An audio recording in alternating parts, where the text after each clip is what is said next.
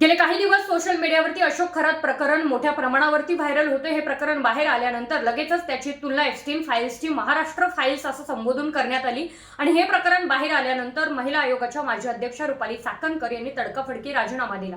मुख्यमंत्र्यांनी त्यांना तसे आदेश दिले असे देखील सोशल मीडियावरती सध्या वार्ता चालू आहेत। पण अशोक खरात हे जे प्रकरण बाहेर आलं, ज्यांनी 58 महिलांच्या वरती तब्बल बलात्कार केला, हे प्रकरण कोणतं साधं सुद्धा प्रकरण नाहीये आणि जो अशोक खरात सध्या भोंदू बाबा म्हणून सोशल मीडियावरती व्हायरल होतोय, हो अशोक खरात नेमका कोण आहे हे तुम्हाला माहिती आहे का? हो, हा तोच अशोक खरात आहे ज्याची चाटुगिरी महाराष्ट्रातील कित्येक खासदार, कित्येक आमदार, कित्येक मंत्री करतात।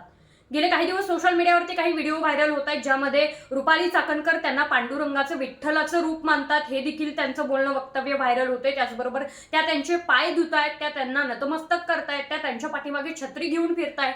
फक्त रुपाली चाकणकर दिसल्या काय?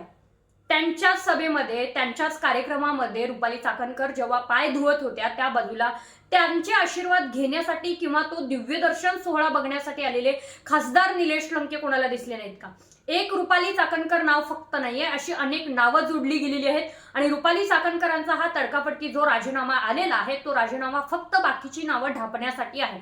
मग ते बीजेपीचे नेते असू देत, विरोधी पक्ष नेते असू देत, कित्येक नेते या अशोक खरातांशी जोडले गेलेले आहेत, या भोंदू बाबांशी जोडले गेलेले आहेत आणि राजकीय नेत्यांची बदनामी होण्यापेक्षा हे प्रकरण दाबलं गेलं पाहिजे, या अनुषंगाने कदाचित त्यांचा राजीनामा घेतला गेला असावा। आणि इतकंच नाही, ज्या रुपाली चाकणकरांनी वैष्णवी हगवणे प्रकरणाच्या वेळी कित्येक लोकांनी राजीनाम्याची मागणी केली, तेव्हा राजीनामा दिला नव्हता, त्या रुपाली चाकणकरांनी एका रात्रीत राजीनामा कसा काय दिला, यावरती सुद्धा आता प्रश्न उपस्थित करणं गरजेचं आहे।